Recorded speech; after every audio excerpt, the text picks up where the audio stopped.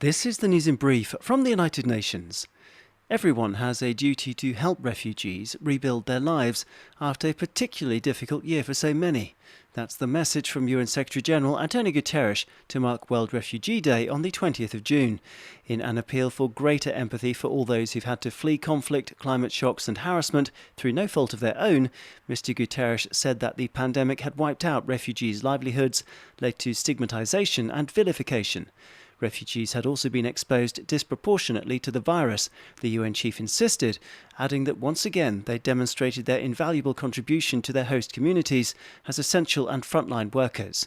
According to the UN Refugee Agency, UNHCR, the number of people in need of international protection rose last year to nearly 82.4 million people. This is a 4% increase on top of the already record high of 79.5 million, recorded at the end of 2019. In a related story, the UN World Food Programme, WFP, on Friday launched an appeal for $5 billion to avoid famine, warning that millions of refugees faced uncertainty and hunger because of the impact of the pandemic on emergency aid budgets.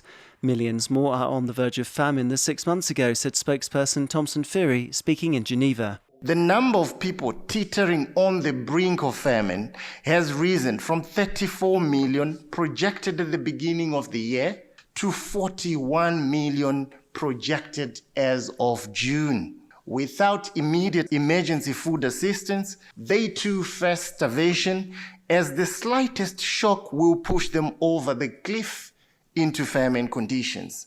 New refugee influxes this year linked to conflict and drought have left some 584,000 people in catastrophic need of assistance. These include those in Ethiopia's Tigray region, southern Madagascar, South Sudan and Yemen. Globally, more than 270 million people are estimated to be acutely food insecure or at high risk, according to WFP.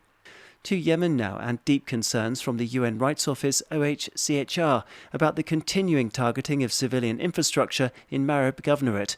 Houthi forces, who are also known as Ansar Allah, have been trying to seize the oil-rich region from the Yemeni government for several months.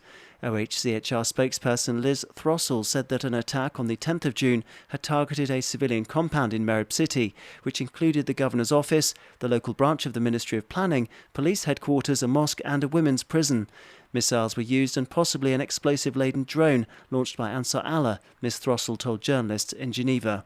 She added that 8 civilians had been killed and 30 other civilians injured.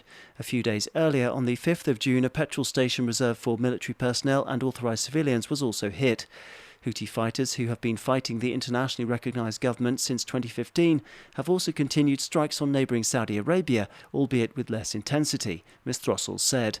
She noted that since January there have been 128 drone strikes and 31 ballistic missiles launched into Saudi Arabia. Most targets have been military, but civilian airports and industrial facilities have also been hit, the UN Rights Office spokesperson said. Daniel Johnson, UN News.